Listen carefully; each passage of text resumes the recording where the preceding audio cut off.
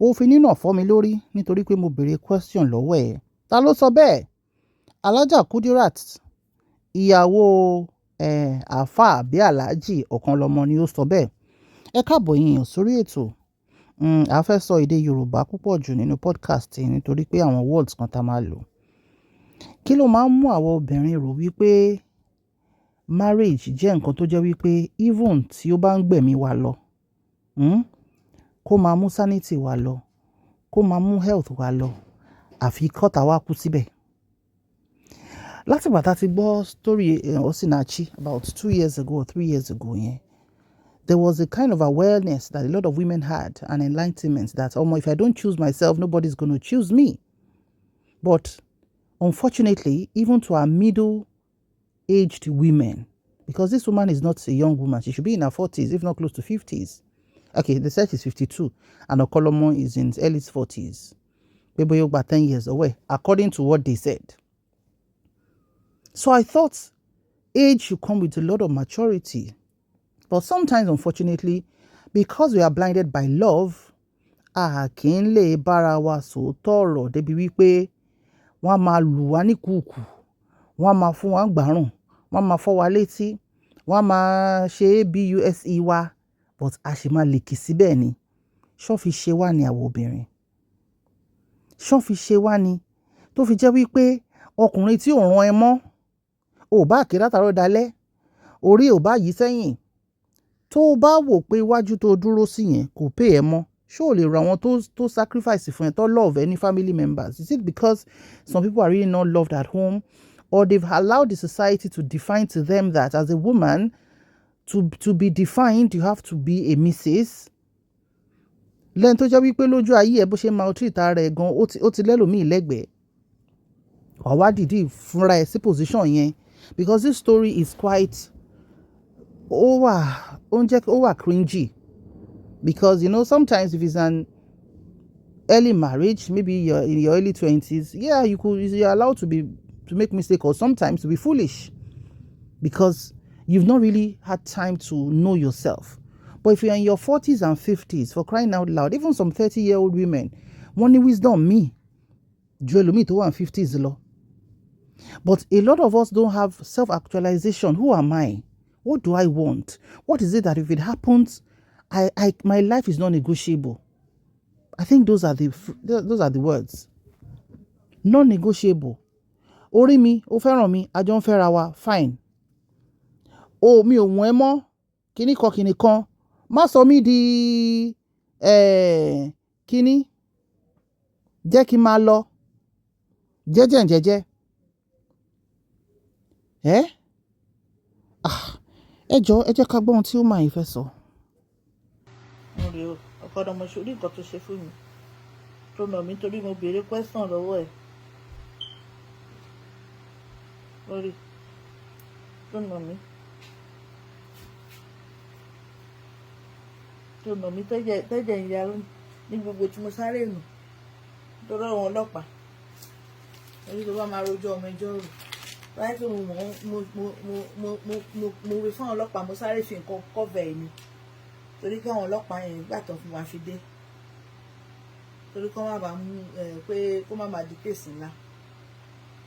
Wọ́n béèrè tí wọ́n fẹ́ ká mi torí wọ́n rẹ́jẹ̀ mo ní economy tó já ni economy ṣì ibẹ̀ parọ́ pé economy tó já. Mo kàn sọ pé ìṣèlú wọn torí wọ́n á padà wá rí Bruce bíbà, wọ́n dẹ̀ kọ̀ sí náà, wọ́n ní kí ló ṣe mí bẹ̀ mí náà kàn gbá mi lójú. So which tó ṣe lóòótọ́, tó wáyé kó ti fi fóònù mi lẹ̀, ò fi fóònù mi lẹ̀, mo tún ní kó gbé mi lọ sọ́lọ́pàá, àmì kó gbé mi lọ, ò gbé mi lọ, because o mọ̀ yí pé ó lè result sí nǹkan tí ò dá. Ọlá àánú kan tí mo bẹ́ẹ̀ ń lò, tí mi ò fi gbà kan ṣèkà ẹ, òun ló máa dá láàrin èmi àti ẹ.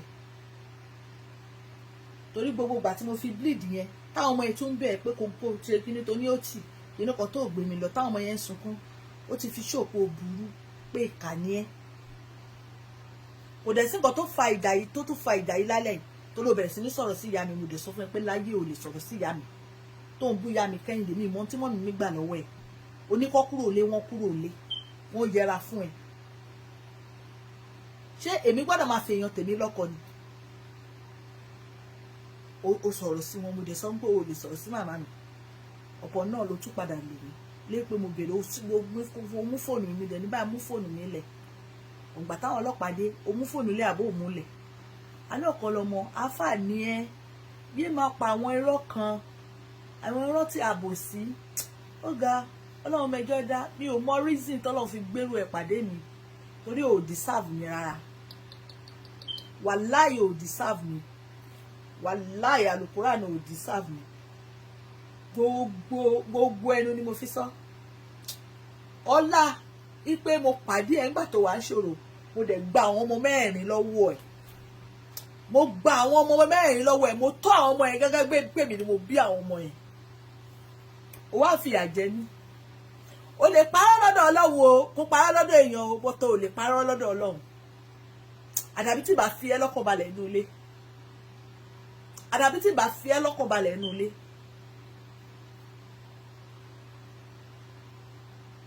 eléyìí ti lọ mo bẹ́ẹ̀ bù èmi ò ní ìṣẹ̀lẹ̀ ńjọ́ mi tó wá. ẹ ló bá mi mo ti látijọ́ Monday ni mo ti wà ní hospital stroke anyway mi ò rí èèyàn kankan àfi Ọlọ́run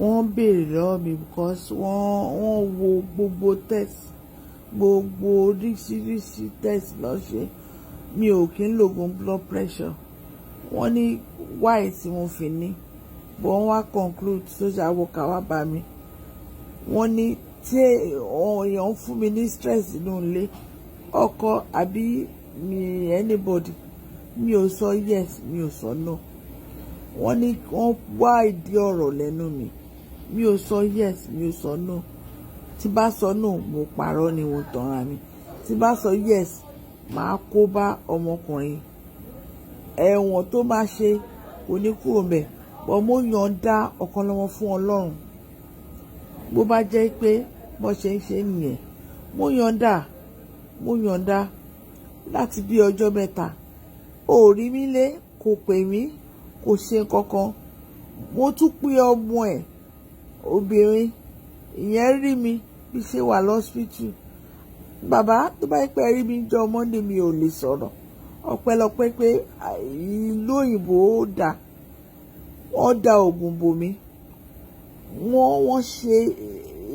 ó mà ṣe o that's all I can really say because according to nǹkan tá a gbọ́ woman yìí ò tí ì bímọ mi ò mọ̀ bóyá wọn bímọ rí ni o àbóyá torí pé wọn bímọ fọ́kọ tó ń fẹ́ yìí ni o but tó dàbí ẹni pé wọn bímọ rí I think I stand to be corrected so the 4 children tí ọkọ yìí ti ní tẹ́lẹ̀ pẹ̀lú first wife wọn are in her custody 4 girls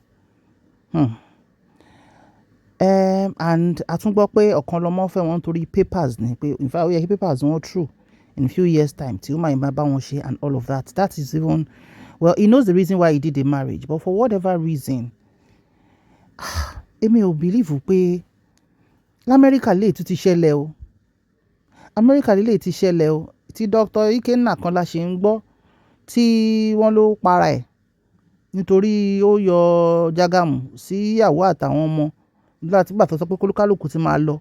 You know, there are so many things that are happening. I'm like, is it that we don't love ourselves enough? Because that's the only thing I can say. As much as I'm not blaming this woman outrightly, I think there's a case of holding on to what is gone. If a person loves you, especially the man, your husband, he won't want to see you cry.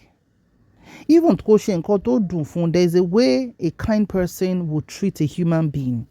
Madam. According to Nkoto, I think there's even another version of short clip. His speech woman was very slurry. Speech was slurry. You know, kuma coherent more. Yeah, because Sherry Bori Sherry. Ori on shen koton bao. kódà kán gbá ẹsẹ̀ lẹ́ẹ̀mẹwàá worst tó lè ṣẹlẹ̀ pé kán amputate ẹsẹ̀ ọ̀tá èèyàn bó ṣe rí orí ò ní replacement o gbogbo nǹkan tó wà ní tó fi ń ṣe orí ló wà important nígbà tí pàlẹ́ nígbà lọ́la wọ́n ní tójú wọn ò bá fọ́ rádaràda ló máa dà ṣé ńgbà tó ti wá sọ woman ìdálábọ̀ ara ó ní partial stroke tẹnu ti fẹ́ máa wọ́ sẹ́gbẹ̀ẹ́ tóun ti ń ṣe bákan ṣé yẹn lọkùnrin mi máa tún wá rí pé ni. Can't we just decide to choose ourselves for once? Look at how beautiful bóbìnrin ṣe rí even in bóbìnrin ṣe máa ń rí inú ilé pé kó kàn rorò lẹ́yìn obìnrin tó tún wà in pain tó ti fi kíní gbá orí ẹ̀ kí ló lè máa mú kọkùnrin máa fi irú treatment báyìí fóbìnrin tó ń bá sùn obìnrin tó wọ́ pé ìyàwó tó wà nílé ẹ̀ tó dẹ̀ ń bá ẹ tọ́jú àwọn 4 tó kù tó ti bí. Madam, if he doesn't want you again bọ́lọ́hun ṣe wà tí àánú ẹ̀ wà there are a million and more than men that you are their spec.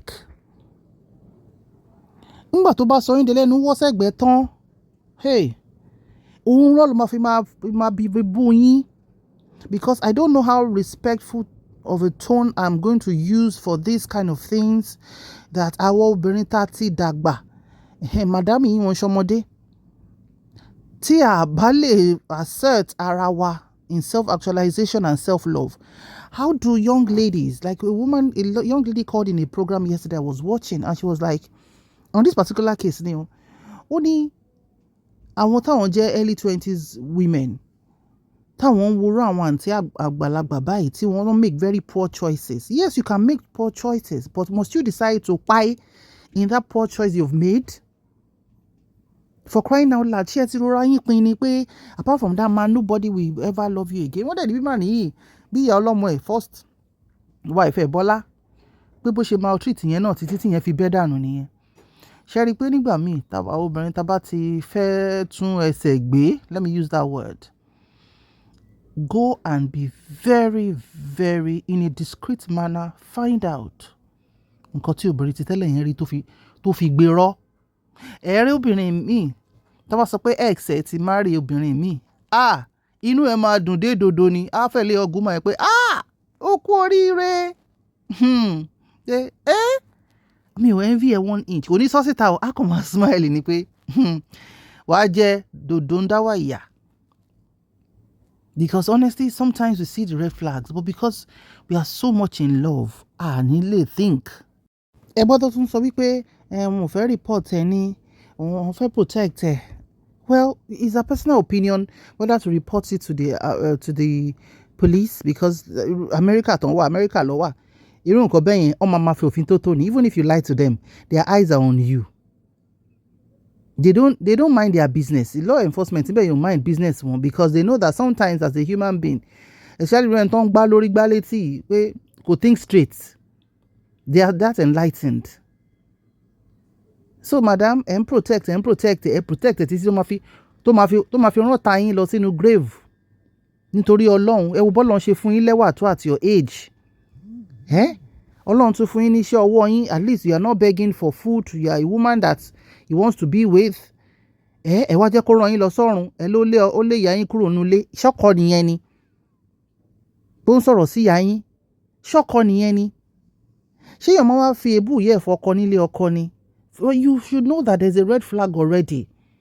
I don't know. I think it's what we call trauma bond. And we'll talk about it maybe later today or tomorrow in our series where we can't stop talking about this because obviously our older women, our young women, our middle-aged women, kò bá èjì lọ mọ́. Situations tó kálukú find out some people are in pure shit, pure mess. Tó jẹ́ wípé wọn ò tiẹ̀ mọ̀ bó ṣe fẹ́ ṣe wọn mọ̀ bí tó máa gbà. Some people ojoojúmọ́ báyìí ló ń kú sára tó ń sán sínú. Ọ̀rọ̀ gentle talk míì kò wọ ẹlòmíì lórí mọ́ nítorí pé kí ni ó ti self-esteem ẹ̀ ó ti wà deflated so badly. Madam tó bá kọjú sí yín ẹ̀ta tó bá kẹ̀yìn sí yín ẹ̀ta bó ṣe kẹ̀yìn nìkan sìn ẹ̀tẹ́rù ara yín pa. Ọkọ ti bọ́ta ìyẹn Ọkanlomo ó ti wá sọ máìndì lórí ọ̀rọ̀ yìí I'll share ní next podcast. I'm happy for you that at least you are still alive. Even bẹ́ẹ̀ ni ṣe wọ́ sẹ́gbẹ̀ àbó ṣe di pé bóyá ẹ wà hospitalized. Well, at least there's a chance. Ẹlòmíì wà òkú ọ̀tá ẹ̀ òkú ẹ̀ ló máa gbé kúrò ń bẹ̀ yín bọ́ Ọlọ́run yìí fún yín chance. Ẹ má abuse grace Ọlọ́run. Ẹ bá drop comment yín.